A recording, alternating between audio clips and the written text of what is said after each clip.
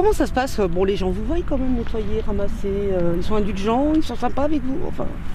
Oui, ça se passe bien quand quand on ramasse, oui, ils sont plutôt satisfaits et personne s'est arrêté et comprenait pas tout ce qu'on pouvait ramasser, tout ça.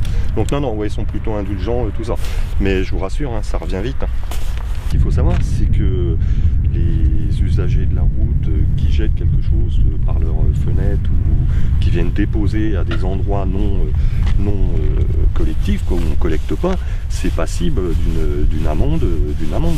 Donc ça, il y a des textes de loi.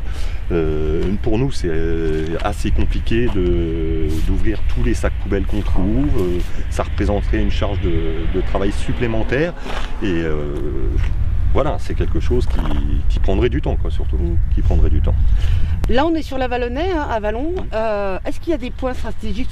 Les accès aux déchetteries, on a la rocade aussi, qui se salit assez régulièrement, et la sortie d'autoroute. Non mais accès déchetterie, on n'est pas loin, quoi. Oui, mais justement, on sait qu'ici, on peut venir une fois par trimestre et on va remplir un demi-camion. Alors, ici, il y a un phénomène. Au pied des déchetteries, ce qu'il faut savoir, c'est que les gens balancent pas volontairement.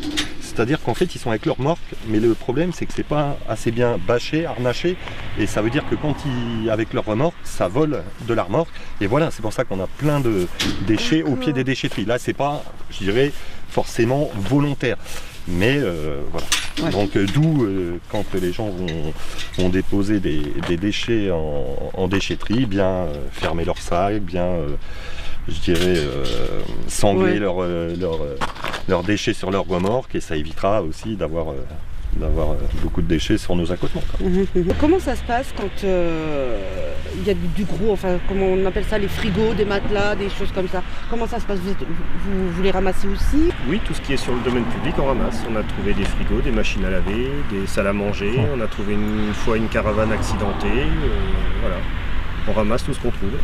D'accord. Et il n'y a pas moyen effectivement, parce que aujourd'hui les gens ils sont pas bêtes, ils enlèvent les enveloppes, ils déchirent les enveloppes, enfin on enlève les noms, quoi. Mais il n'y a pas moyen, il n'y a pas possibilité de savoir qui, pourquoi, comment.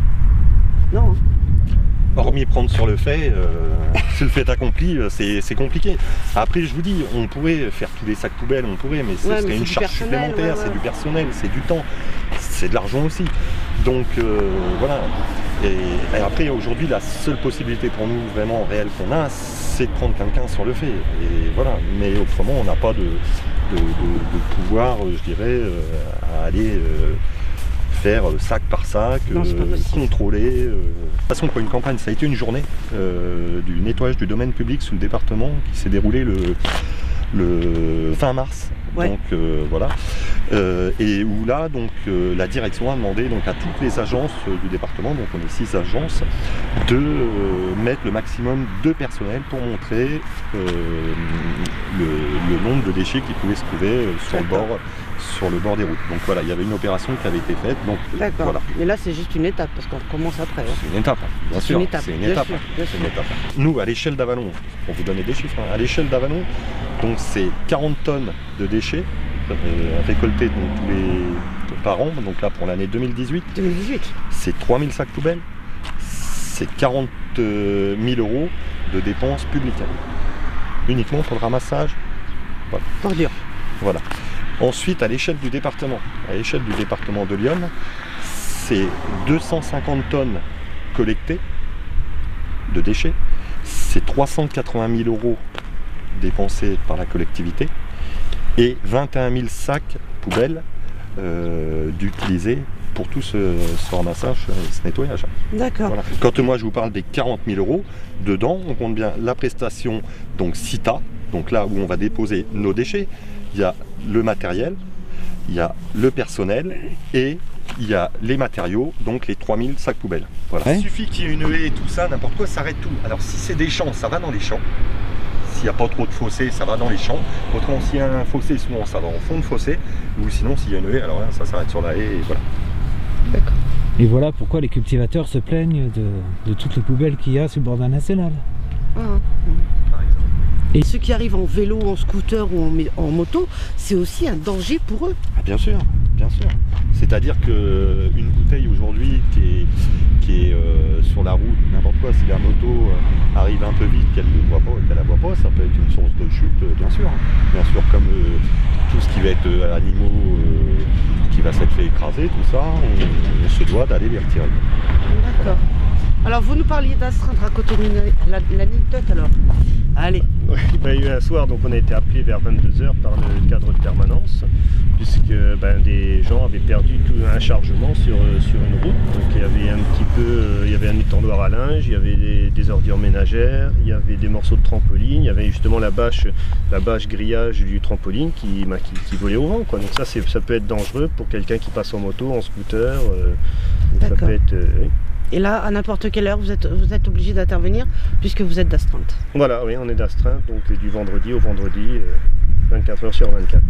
Donc ce qui fait que ça a un coût supplémentaire pour les astreintes et les heures de nuit, ça fait 2 coups là. Ah bah bien sûr, dès l'instant que c'est en dehors des horaires normaux, les agents d'astreinte vont être payés en plus, bien sûr, donc c'est un coût supplémentaire à la collectivité, bien sûr. Sur une période, on va dire, de 20 jours, donc si vous faites le calcul, on est proche, là on va avoir traité pratiquement 200 km, 200 km de route départementale, quoi. D'accord. Pour 4 tonnes ramassées. Qu'il pleut, qu'il y a du vent et que les poids lourds passent, c'est un calvaire pour les agents. Et c'est pour ça que moi, quand je suis arrivé il y a 4 ans au centre d'exploitation, j'ai décidé d'aller passer une journée, parce que j'entendais tous les agents, c'était leur calvaire d'aller faire ça. Et j'ai été passer une journée, et c'est vrai que c'est quelque chose que je ne mettrais pas forcément sur mon CV, j'ai eu de bonnes conditions pour le faire, mais c'est vrai qu'avec des conditions difficiles, c'est quelque chose qui n'est pas appréciable, parce qu'entre le vent, la pluie, tout ça, c'est en hiver, effectivement, c'est pas gratifiant.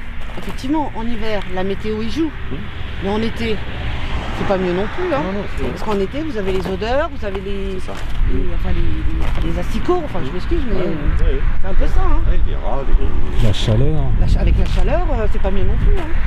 Et alors sur la 606, ce qu'on a fait, c'est qu'on n'a pas ramassé le jour même, pour aussi montrer aux usagers de la route, donc on laisse les sacs poubelles la nuit. C'est pour ça que des fois on voit des sacs poubelles. Voilà, comme là, vous pouvez voir un sac poubelle qui se trouve là-bas, pour montrer aux gens, donc les gens passent et se demandent ce que c'est, et au bout d'un moment ils comprennent que c'est la veille, les agents sont passés et ont ramassé. Service public du département sont venus et ont ramassé. Rien n'est attaché.